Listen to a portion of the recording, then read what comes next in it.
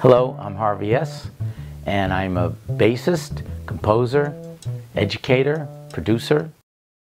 When I was younger, I was originally a pianist, but I wasn't a pianist. I played the piano by ear, and like when I was very young, like maybe 4, I just walked up to the piano and started playing it.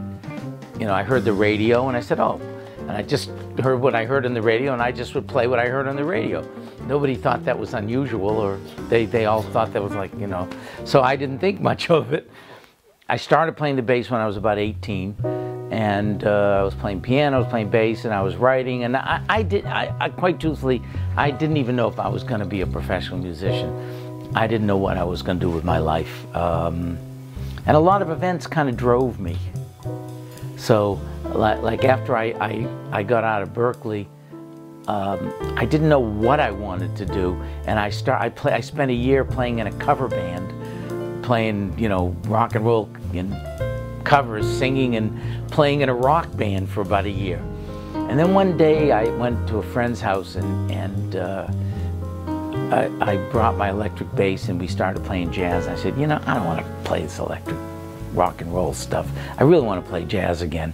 Actually, one of the first things I really loved was the blues, and when I heard Ray Charles doing What I Say, that kind of really grabbed me. I said, wow, now that's something I can get into. And then I really got into Brubeck, and then I started to jump into Miles Davis and Coltrane and Ornette and Bill Evans and George Russell, and those were things that were really sparked me into jazz. I was in Stan Getz's band. I played with John Scofield a lot, and John Abercrombie, Michael Brecker, Randy Brecker. I did get to play with Yusef Lateef, Chick Corea, Kenny Barron, of course. And I had my duo with Sheila Jordan, and I was a co-leader and founder of this band Double Image, which we toured all Europe, and it was a big thing. And then I played with Steve Kuhn's group. I consider music education an essential part of my life, and I really have found that in teaching I've learned more than maybe I've taught. And I've been the bass teacher since 1984 at Manhattan School of Music. And I teach ensembles, and I also teach private lessons. And I'm very proud of a lot of my students are in the big name groups now. I really enjoy teaching. I'm writing a book now. I'm actually writing 3 books.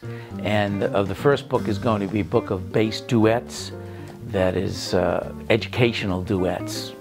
But they're, I hate to say it, extraordinarily hard. I can hardly play them, and some of them I can't play yet. But I'm working on them. I'm trying to raise the bar. You know, I tell my students, I say, look, when you're playing in a band, it's like a team. And if it was like, say, a basketball team, that'd be like a quintet. You know, to the uneducated audience, they watch the game and they just watch the person put the ball into the hoop.